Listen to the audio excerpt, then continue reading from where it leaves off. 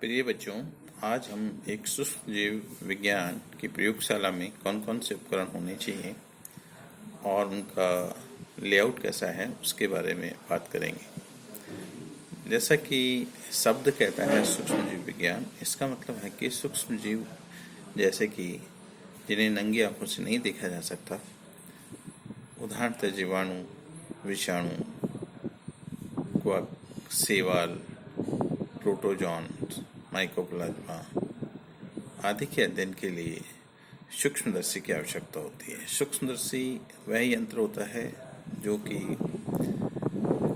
किसी भी ऑर्गेनिजम्स को यदि उसका डायमेंशन 0.2 मिलीमीटर से छोटा है तो उसको देखने के लिए आवश्यकता होती है, क्योंकि एक आँख की रिजॉल्विंग कैपेसिटी 0.2 मिलीमीटर ही होती है। इसलिए पहला उपकरण तो सूक्ष्मदर्शी हो गया। सूक्ष्मदर्शी में भी कई प्रकार के सूक्ष्मदर्शी होते हैं।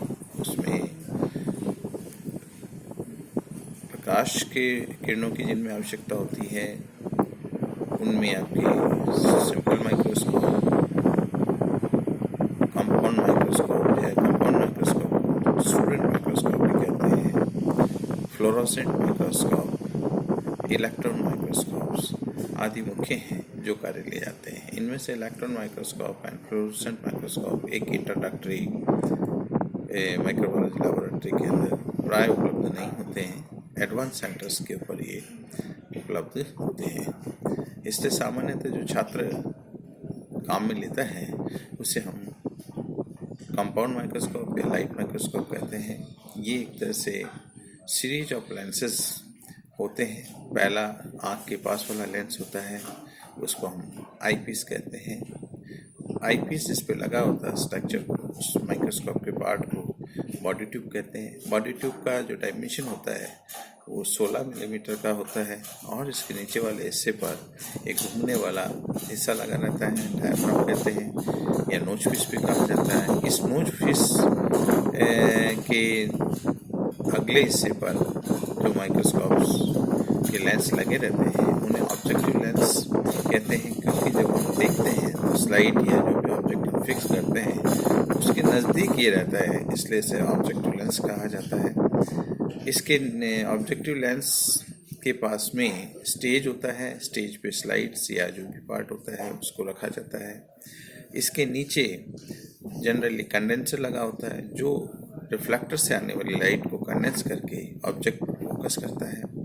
रिफ्लेक्टर आर्म्स अंडर स्टेज होता है या फुट जो है और स्टेज के बीच में लगा होता है, जिसको कि मूवेबल होता है, घुमाया जा सकता है और लाइट का जिधर से आ रही है उस डायरेक्शन उसका ऑब्जेक्ट की तरफ किया जाता है।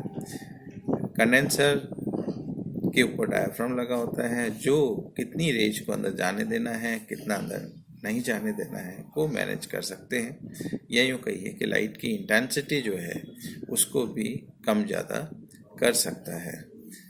इस प्रकार हम माइक्रोस्कोप को काम में लेते हैं। माइक्रोस्कोप जो होते हैं उनको फोकस करने का भी एक तरीका होता है कि आप सबसे पहले उसको उस पर ऑब्जेक्ट जो स्लाइड है उसको रख दीजिए और रखने के बाद सबसे सिंपल तरीका ये है कि ऑब्जेक्टिव उसको उसके पास ले जाएं और ऑब्जेक्टिव आईपीस सभी का लाइन अलाइनमेंट हो रखा है ये श्योर हो जाए। उसके बाद आप धीरे धीरे कोर्स एडजस्टमेंट को ऊपर की तरफ लाएं, तो जहां विजिबिलिटी सबसे ज़्यादा ऑब्जेक्टिव की दिखती है वहां उसको रोक दें। उसके बाद फाइन एडजस्टमेंट से उसको एडजस्ट करें, क्योंकि हर एक व्यक्ति की आँख अलग अलग तरह की होती है। इसलिए अगर एक व्यक्ति ने माइक्रोस्कोप फोकस किया है तो दूसरा व्यक्ति अगर उस माइक्रोस्कोप का प्रयोग करता है तो उसे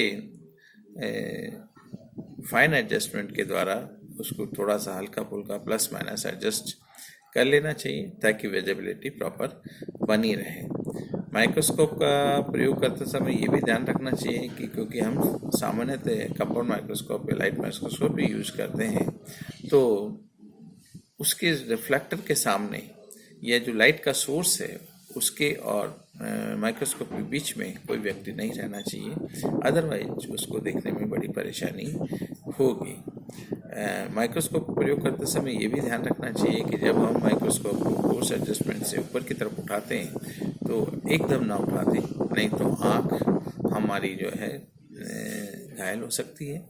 इसी प्रकार कोशिश करें कि माइक्रोस्कोप में देखते वक्त दोनों आँखों को खुला रख के ही अभ्यास करें। सामान्यतः अगर आपको ऐसा नहीं दिखता है तो दूसरी आँख के ऊपर आप हथेली अपनी रख सकते हैं, लेकिन आँखों को खुली रखने का ही अभ्यास करें। इस प्रकार हम माइक्रोस्कोप में किसी भी ऑब्जेक्ट्स को जो कि जिस नंगे आँख से नहीं देख सकते उसको हम देख सकते हैं। एक कंपाउंड माइक्रोस्कोप के अंदर सामान्यतः जो आईपीस होते हैं वो 5x, 10x और 15x के होते हैं। x का मतलब है कि वो उतने गुना आवर्धन जो है ऑब्जेक्ट का करेगा। इसी तरह से जो ऑब्जेक्टिव लेंस होते हैं वो 10 और 40 के होते हैं। 10 को लो पावर और 40 को हाई पावर कहा जाता है। इसके अलावा ऑयल इमर्शन लेंस 100x का होता है, जो कि जनरली जो ऑब्जेक्ट है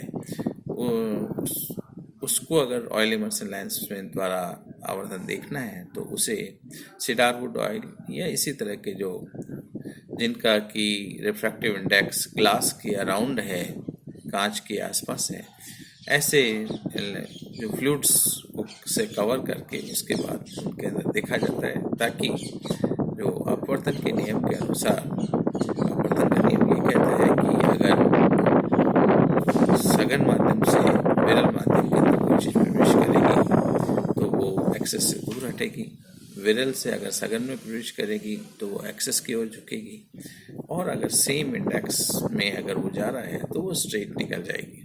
इसके बेसिस पे जो मैग्नीफिकेशन होता है इमेज का उसमें प्रभाव पड़ता है।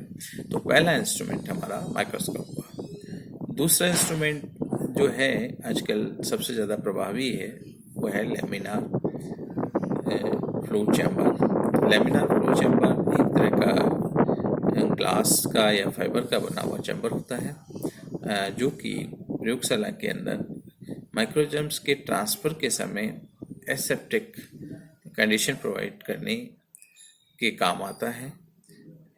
इसके अंदर हीपा फिल्टर होते हैं। HEPA HEPA, H for high, E for efficiency, P for particulate, A for air filter.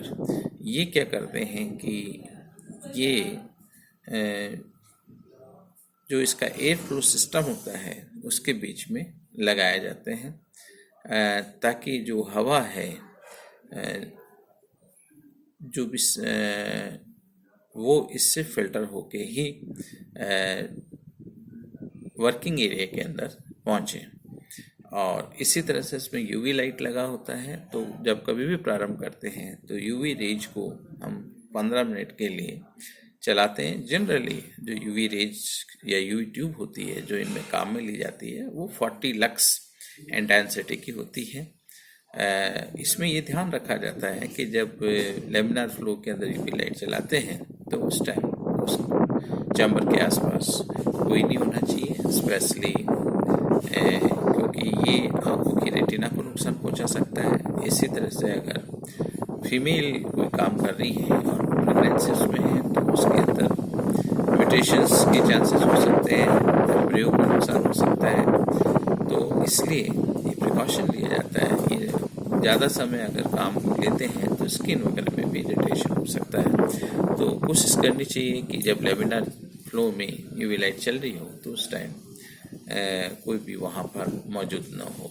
15 minute के बाद उस एरिया को चलाने से पूरा जो चैम्बर का अंदर का एरिया है डिसइंफेक्टेड हो जाता है। इसी तरह से काम में लेने से पहले जो स्टील का प्लेटफॉर्म होता है लेमिनार एयर फ्लो चैम्बर का, जिस पे कि स्प्रिट लैम्प या जो ग्लासवेयर से उनको रखा जाता है, को सरफेस स्टरलाइजेशन करने के लिए हम स्प्रिट स्वेबिंग करते हैं। और इसके अंदर जो भी उपकरण काम में ले जाते हैं, फॉर एग्जांपल हम अगर पैट्री प्लेट्स हैं, टेस्ट ट्यूब्स हैं, ये काम में लेते हैं तो इनको पहले से हॉट एयर ओवन के अंदर स्लाइज कर लेना चाहिए। इसी तरह से मीडिया काम में लेते हैं तो मीडिया पहले से ही ऑटोक्लेव किया हुआ होना चाहिए, उसमें स्टरलाइजेशन हो रखा होता है। उसके बाद प्लेटिंग की जाती है और प्लेटिंग के दौरान यदि किसी चीज़ को हम प्लेट्स पे प्रवेश करा रहे हैं तो उसको इनोकुलेशन कहते हैं। और इसी प्रकार ही जो इनोकुलेटेड सिस्टम है उस पे जो माइक्रोजम ग्रो करा दिया हमने, और ग्रो कराने के बाद अगर एसेप्टिक कंडीशन में उसको बाहर निकाल रहे हैं और उसको टेस्ट ट्यूब स्लांट्स पे या कहीं अलग प्लेट्स पे ट्रांसफ़र कर रहे हैं तो उसको हम आइसोलेशन प्रक्रिया कहते हैं।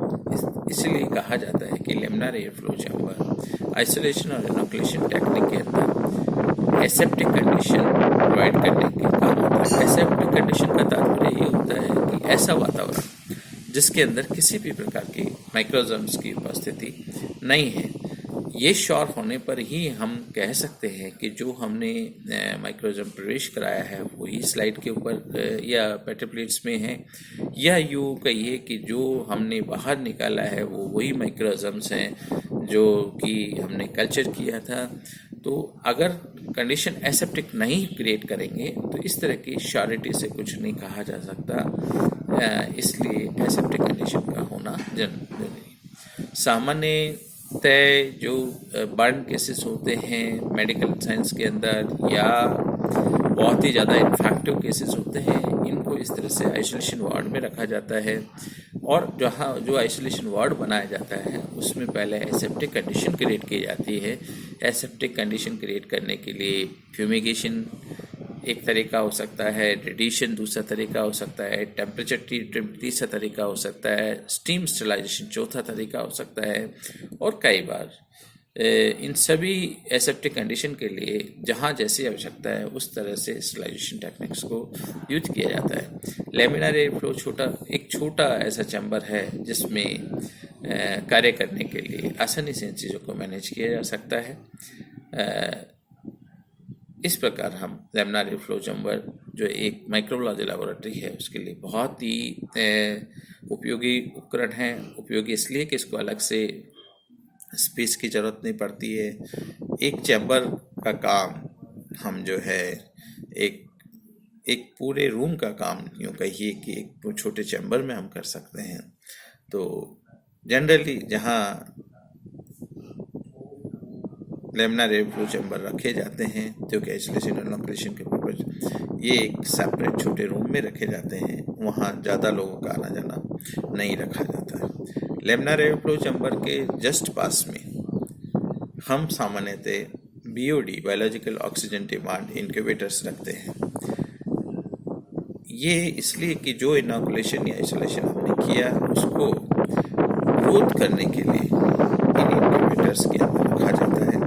बायोलॉजिकल ऑक्सीजन डिमांड इनक्यूबेटर इनको इसलिए कहा जाता है कि इनके अंदर ऑक्सीजन का लेवल और टेम्परेचर का लेवल आदि आर्टिफिशियल रूप से मेंटेन किया जा सकता है। सामान्यतः किसी भी लेबोरेटरी का एक बायोलॉजिकल ऑक्सीजन डिमांड इनक्यूबेटर है वो 20 से 30 डिग्री सेंटीग्रेड के बीच चलता है, क्योंकि अधिकांश माइक्रोजम्स का फेवरेट टेम्परेचर ये लिमिट्स जो हुए वो इसी रेंज के बीच में लाइज करता है। फॉर एग्जांपल्स अगर आप देखेंगे तो ज़्यादातर लेबोरेटरीज के माइक्रोस्कोप्स 25 डिग्री सेंटीग्रेड या 28 डिग्री सेंटीग्रेड के बीच फिक्स होते हैं। फिर भी रिक्वायरमेंट के हिसाब से जैसे कि माइक्रोजम उसका हम अध्ययन कर रहे हैं उसके अकॉर्डिंग इनका चेंजेस किए जा सकते हैं। तीसरा इंस्ट्रूमेंट जो इम्पॉर्टेंट है वो है hot air oven. Hot air oven एक बंद क्लोज चैम्बर होता है जो कि इंसुलेटेड होता है। इसमें वातावरण के बाह्य अवस्था का प्रभाव नहीं पड़ता है और इसमें एक हीटिंग डिवाइसेस लगा होता है जो कि थर्मोस्टेट से कंट्रोल होता है। इसका मतलब है कि बिजली जाएगी तो उसमें जो हीटर लगे हुए हैं या उनके अंदर जो कॉइल्स हैं वो कॉइल्स गर्म होंगी और टेम्परेचर को बढ़ाएंगी। क्लोज चैम्बर होने से अंदर का टेम्परेचर बाहर नहीं आएगा। इसके लिए एक इंडिकेटर लगे रहते हैं। तो जनरली आजकल सब ऑटोमेटिक होता है, तो हम 160 डिग्री सेंटीग्रेड फिर 2 घंटे के लिए टेम्परेचर को फिक्स करेंगे। और जो ग्लासवेयर्स है वो स्टार्ट करने से पहले हॉट एयर ओवन के अंदर रखा जाता है और जो उपकरण जिन्हें भी निर्जमीकृत किया जाना है, कांच के उपकरण जिन्हें निर्जमीकृत किया जाना है, वो उनकी अवस्था बिल्कुल सूखी होनी चाहिए, ड्राई होना चाहिए, एयर ड्राई होना चाहिए। क्योंकि अगर वो थोड़े से भी गीले हुए तो जब इंस्ट्रूमेंट के अंदर रखे जाएंगे और इंस्ट्रूमेंट जब हीटअप होगा तो ये जो पानी की हल्की सी जो ह्यूमिडिटी है वो वाटर वेपर्स में कन्वर्ट हो जाएगा, और जब वापस से ठंडा करेंगे हम या 2 घंटे के बाद उसको स्विच ऑफ कर देंगे, तो ये ठंडा जब होगा तो वाटर वेपर्स भी ठंडी होंगी और वाटर वेपर्स वाटर ड्रॉपलेट्स के रूप में इन ग्लासवेयर के ऊपर जो कि गर्म है उसके ऊपर गिरेंगी तो वो ब्रेकेज कॉज कर सकती हैं।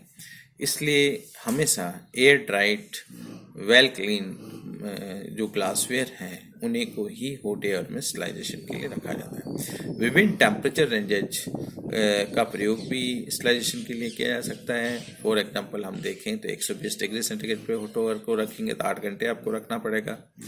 अगर आप 140 डिग्री सेंटीग्रेड के ऊपर रखते हैं तो इसमें आपको 4 घंटे रखना पड़ेगा।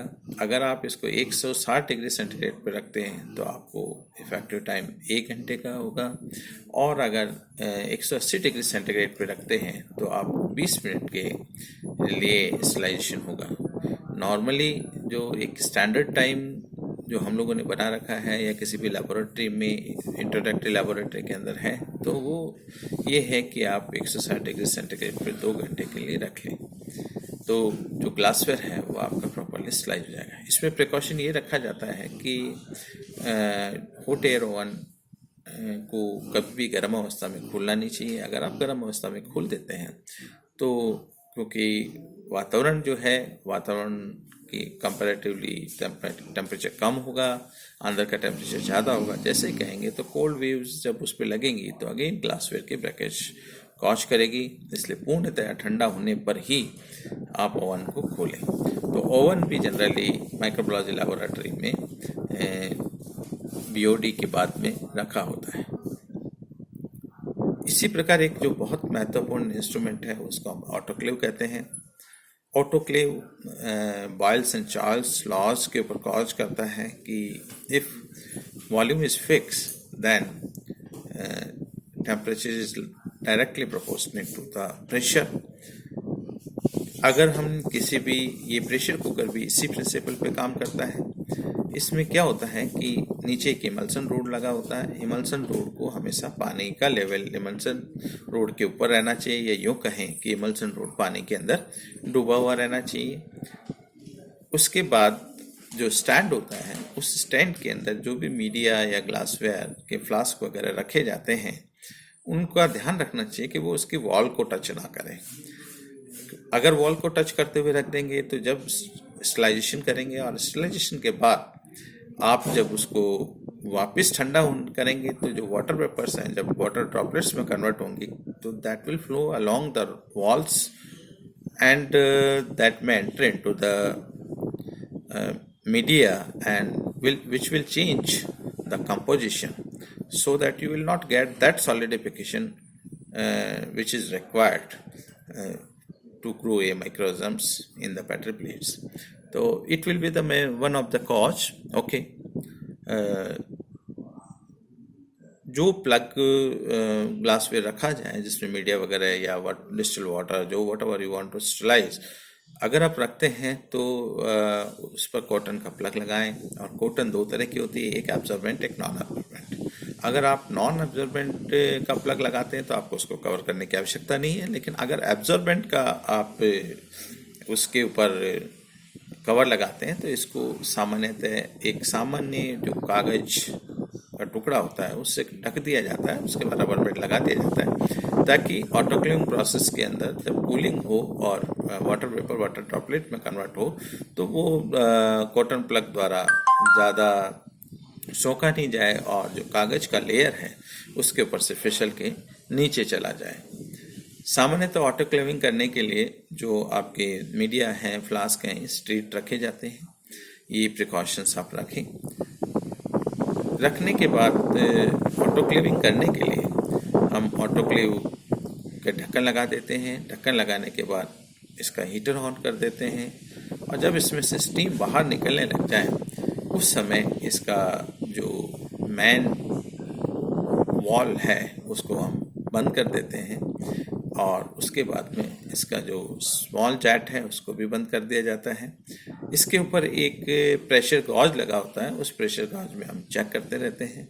जब प्रेशर 15 पाउंड प्रेशर पर पहुंच जाए, ये 15 पाउंड प्रेशर अगर इसका टेम्परेचर देखें तो उस टाइम 121.6 डिग्री सेंटीग्रेड टेम्परेचर होता है। पर 15 मिनट तक आप स्टैंड बाई कराएं और 15 मिनट इंस्टॉलेशन के बाद आप इसका स्विच ऑफ कर दें। जब इसका प्रेशर वापस 0 पे आ जाए, जिसमें लगभग 1-1.5 घंटा लग सकता है, उसके पश्चात सबसे पहले आप स्मॉल जेट खोलें। स्मॉल जेट से जब वेपर्स निकलना बंद हो जाए तो उसके बाद में आप इसका मेजर जेट खोलें, मेजर वॉल्व खोलें, और मेजर वॉल्व से भी जब आपको स्टीम बाहर आना बंद हो जाए उसके बाद आप इसके जो स्क्रू हैं लिड के वो खोलें और उसके बाद में इसको ढक्कन को खोलें। कभी भी गरम ऑटोक्लेव को ना खोलें। अगर आप खोलेंगे तो गैस के प्रेशर की वजह से सारा कंटेंट जो है वो बाहर आ जाएगा और जलने के चांसेस हो जाते हैं। इसलिए ये प्रिकॉशंस आप रखें। और इस प्रकार मीडिया को ऑटोक्लेविंग किया जा सकता है, या यूँ कहिए कि ऑटोक्लेविंग को ही हम steam under pressure sterilisation technique कहते हैं। इसका मतलब ऐसी चीज़ें जिनको कि हम डायरेक्ट हॉट एयर ओवन में नहीं रख सकते, जो बर्न काज कर सकती है, तो उनको हम स्लाइज करने के लिए steam under pressure sterilisation technique या ऑटोक्लेविंग यूज करते हैं। इसके बाद जो हमारे इम्पॉर्टेंट इंस्ट्रूमेंट्स हैं उसमें हॉट प्लेट आता है।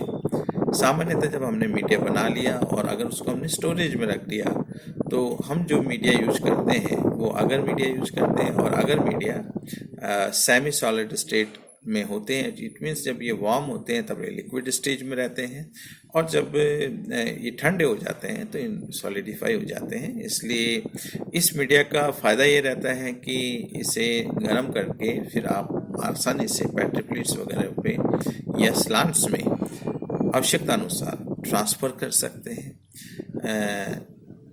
और इजी टू प्रिपेयर होते हैं। तो इस तरह के जो मीडिया है उसको अगर आपने पहले से बना रखा है, स्लाइस कर रखा है, लेकिन स्टोर कर दिया है तो वो सॉलिडिफाई हो जाएंगे, उनको ट्रांसफ़र करना आसान नहीं होता। तो उसको पहले हम हॉट प्लेट पे रखते हैं और हॉट प्लेट पे रखने से ये धीरे धीरे पिघलने लगते हैं। और जब ये लुकवार्म स्टेज में हों, इसका मतलब है कि आप गाल के ऊपर या हाथ से छूने पे आपको फ्लास्क गर्म नहीं लग रहा है, तो उस समय आप इसको ट्रांसफ़र करें बैटरी प्लेट्स के अंदर aseptically over the split flame zone. इसका मतलब ये हुआ कि आप एक स्प्लिट लैम्प जला दें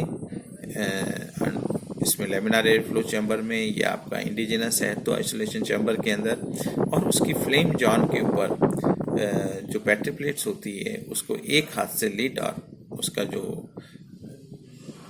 लोअर है उसको खोलें हल्का सा, और उसके मुंह पर जो है फ्लास्क को ले जाएं, और फ्लास्क को ले जाएं दूसरे हाथ से उसका कॉटन स्वैप हटाएं और उसमें से उसको मीडिया को ट्रांसफ़र करें। इस प्रकार जो ट्रांसफ़र किया जाता है उसको हम पोरिंग कहते हैं। इसके लिए अलग से सेपरेट एक्सरसाइज में डिस्कस करेंगे।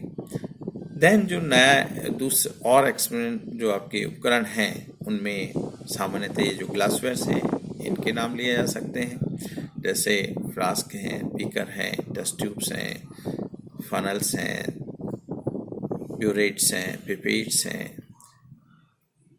स्लाइड्स हैं। इसके अलावा जो मेजर इंस्ट्रूमेंट हम यूज करते हैं वो एक सेंट्रीफ्यूज मशीन होता है। सेंट्रीफ्यूज मशीन कई तरह के होते हैं, लेकिन एक सामान्य माइक्रोबायोलॉजी लेबोरेटरी में 3000 से 5000 तक आरपीएम वाला सेंट्रीफ्यूज मशीन रखा जाता है। इसमें 4 से 6, 8, 12 वाइल्स हो सकती हैं।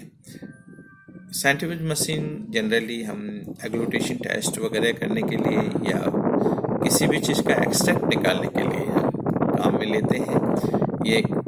ये सेंट्रीफ्यूगल फोर्स पे काम करती है। इसका मतलब सीधा सा है कि अगर एक सॉल्यूशन है जिसमें डिफरेंट ग्रेविटी के पार्टिकल्स हैं, अगर उनको सेंट्रीफ्यूज किया जाता है फिक्स टाइम के लिए, तो उसमें वो अपनी ग्रेविटी के हिसाब से डिफरेंट लेयर के अंदर सेग्रीगेट हो जाएंगे। इस बेसिस पे हम ब्लड में से सीरा निकालने के लिए दूध में से फैट निकालने के लिए, यह इसी तरह की जो एक्सरसाइज होती है उसके लिए हम सेंट्रीफ्यूज मशीन को काम में लेते हैं। इसके अलावा एक और इंस्ट्रूमेंट होता है जिसको हम वेस्कुलम कहते हैं। वेस्कुलम एक बंद लोहे का सा डब्बा होता है जिसके अंदर हार्डवुड या थर्माकोल लगा रहता है। आजकल पॉलीथीन बैग्स भी उसमें रखे जाते हैं। और वेस्कुलम को जनरली हम कोई भी डिजीज मटेरियल है या प्लांट मटेरियल है उसको फील्ड कंडीशन में जैसा भी वो है उसको मिनिमम डेविएशन के साथ लेबोरेटरी में लाने के लिए इस्तेमाल करते हैं, और जहां लाने के बाद फर्दर स्टडीज उसके ऊपर की जा सके। Thank you.